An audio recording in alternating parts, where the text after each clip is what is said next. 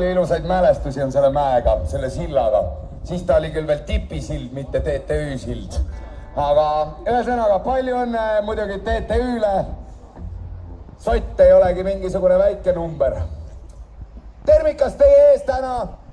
Päris tõsiselt kindlasti tean seda, et bändi 31 tegutsemise aasta jooksul ei ole me teisipäeval kell 2 mänginud mitte kunagi. Aitäh. TTÜ, kes seda meile võimaldas. Nautige, ilm on ju päris ilus, on ju?